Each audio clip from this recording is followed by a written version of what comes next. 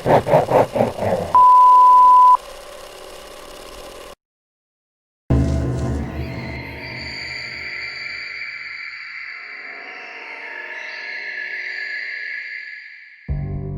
going on, everyone? Bran here from Bloody Breakdown, and today I'm going to continue the video series I have entitled In Defense Of.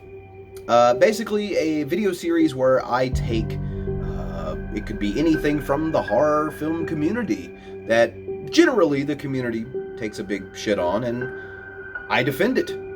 Bear in mind, these are things I'm not just defending them just for the sake of defending them. These are things I actually have an argument for. So in the past, in this short video series, I have tackled In Defense of Dr. Sartain from Halloween 2018, and I've also done a video on In Defense of Scream 3, just as a film.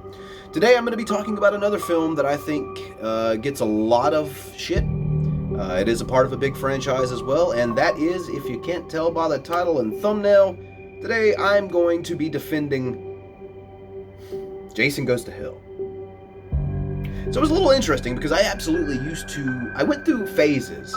When I first saw this film as a kid, I loved it. I didn't have any gripes about it, and I do have gripes about it now. I honestly do. But later on, I became a complete hater of this film. Absolutely could not stand it. And I've come out on the other side of that now to where I can acknowledge it's not the best Jason film, but I don't think it's the worst. I really don't. And I think there are a few things that I look at this maybe differently than other people do that I like to defend this film on. So, first and foremost, everyone hates the fact that Jason is blown up completely to smithereens within the first 10 to 15 minutes of this film. I disagree. I love it. I think it sets out a good precedent that after at that point, 8 films previous to this, no one has been able to put him down in such a definitive manner, even at the end of the film. In the first 10 to 15 minutes. And it makes a lot of sense whether people realize this or not, because Jason had previously kept all of his shenanigans to Camp Crystal Lake and never had really ventured off anywhere else other than maybe just the surrounding areas. And the film previous to this, which some people say is supposed to be ignored in this film, Jason Takes Manhattan,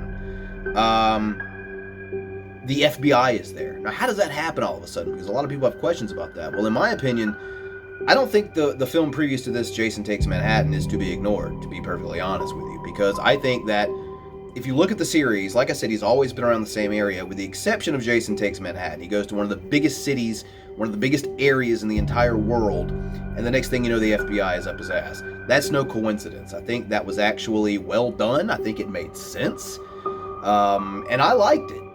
I guess the next thing a lot of people have an issue with is the heart, and the coroner eating the heart. Is this cheesy? Is this campy? Yes. What franchise do you think you've been watching up until this point?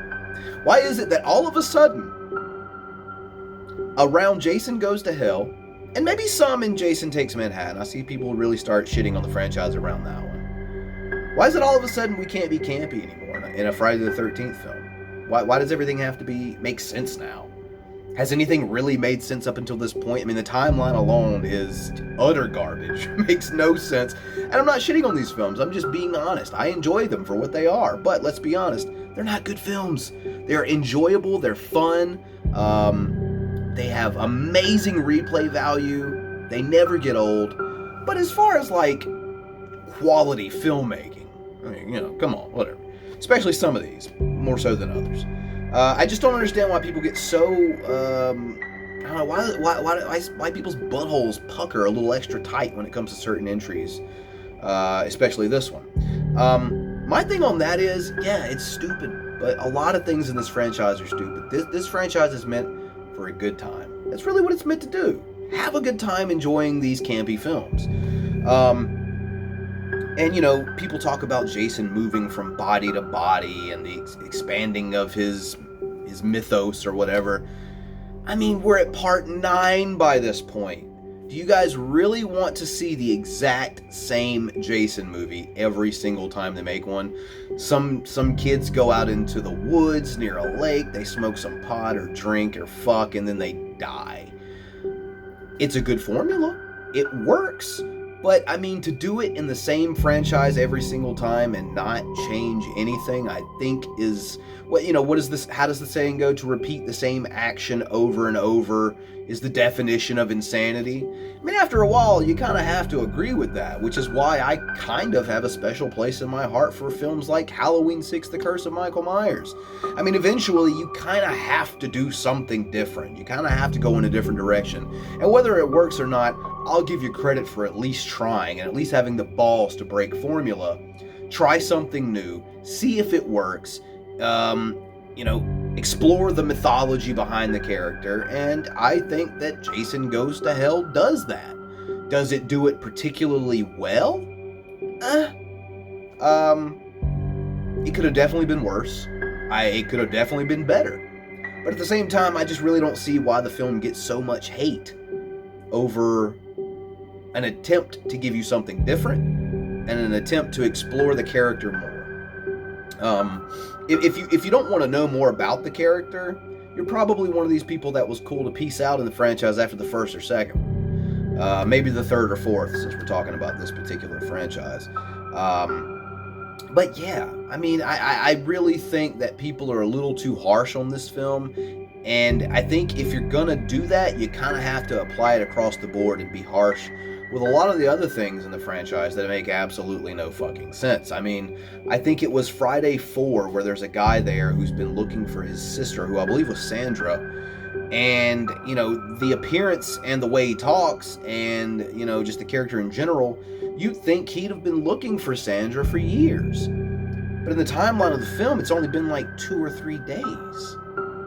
So, you guys get what I'm saying here. And I'm really not trying to shit on the franchise. I'm really not. I'm saying let's apply...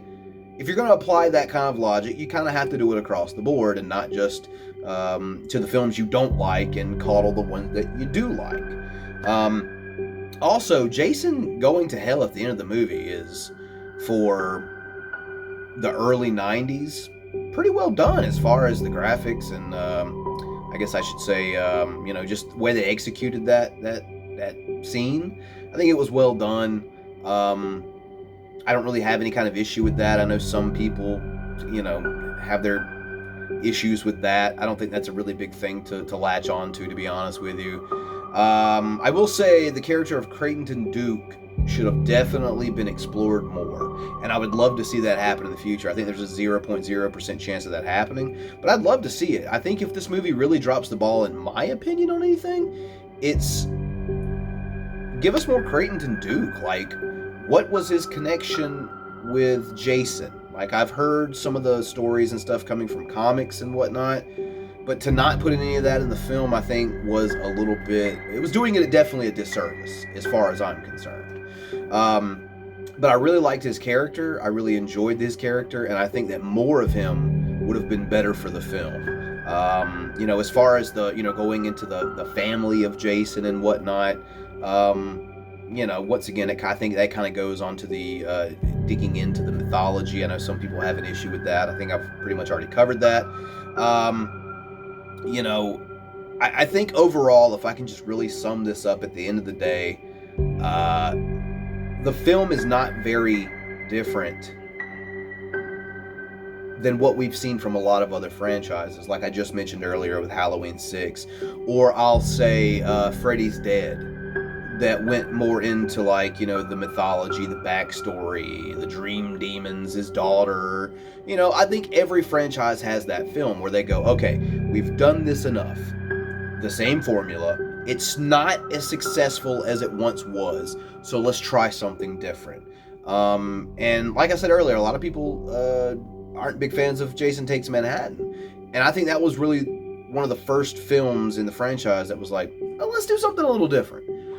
So I'm not really sure if it's that people don't like going out of, the franchise, that, it's their franchise, they love it, and they love whatever it is about that franchise. And, you know, they go out and do something a little different, put a different spin on it.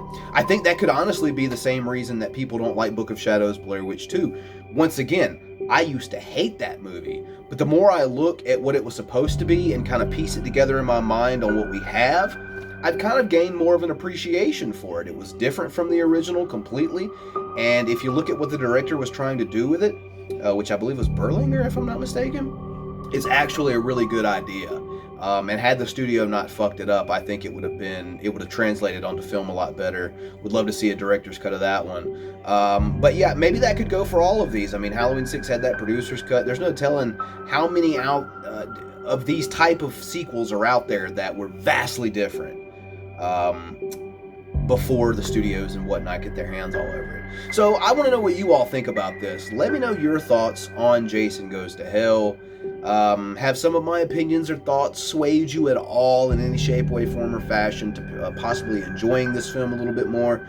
Just let me know your thoughts down below in the comment section. Also, leave me a like if you've enjoyed this video or the large pimple on my fucking nose, because thanks to being an Italian, I'm the greasiest guy in the galaxy. That and COVID mask. Yeah. I just wanted to point that out before someone in the comments was like, you have a pimple on your nose. So I'm doing that Eminem thing, you know. I just take the piss out of myself before you have the opportunity to. Also, check down below in the description section. You'll see a couple links to follow me on social media or support my work on Patreon. So with that said, this has been another edition of In Defense Of. Definitely want to know what you all think in the comment section down below. I'm Brand from Bloody Breakdown, and we'll catch you all next time.